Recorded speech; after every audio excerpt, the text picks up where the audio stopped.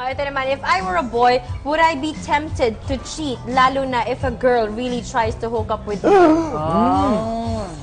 Mahirap yan. Ang mga lalaki marurupok. Tol! Ayon sa kanilang kasabihan. Tayong mga lalaki ito. Tayo pala. Hindi ako makainom ng tsaa.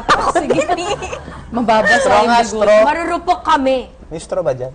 Ako, Pars, masaya naman ako dun sa jowa ko, asawa ko. Kahit ano pa ang harap mo sa... At hindi ko na lang ilalagay yung sarili ko sa sitwasyon na yun kung saan pwede pa akong mag-test. Napakahusay ng sabi. Fist bump, fist bump. Boom. Fist bump. Dapat, paparating Fist bump. pa lang yung temptasyon, tumakbo ka na. Correct. Diba? O, wag mo na siyang hayaang dumikit pa sa'yo. Yes. Napansin ko rin, pag may bigote pala kayo, nagtatagalog talaga kayo. Ganun talaga. Talagang temptasyon. Napansin ko. Ikaw, Pars. Ako, ano ba? Siguro ganun din. Kahit na gaano pa siya kaganda, parang wag na lang. Kasi malaki yung mawawala sa akin pagka nabihag ako sa sandaling ganda. Kaya, Mart, importante na masaya din kasi tayo para Correct. hindi din tayo matitempt. Totoo Kaya yung mga yun. jowa natin, effort din kasi kayo. pasayahin.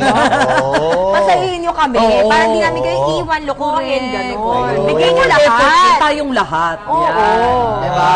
Diba? Tapos pag niloko kayo, kami lang ang sisil. Kayo walang mali. Ano Ah. yan? May mga, O yan, Yung mga PMS nyo parsa, yan? pinagtatanggol Yan na naman ang rason. may mga PMS hugot, na naman. Yan na naman. Oo. Grabe Pag na kayo magsungit, pwede. Pag kami, sama namin. Oo. O, di ba, Pars? Di ba? Oo. Kita mo, Grabe si kayo, Kuya. sila kayo sa amin. Oo. Tatrabaho kami. Pag kayo nagdabog, okay lang. Pag kami, barumbado agad. Tama! Yung mga asawa nito. Bayan! Bayan!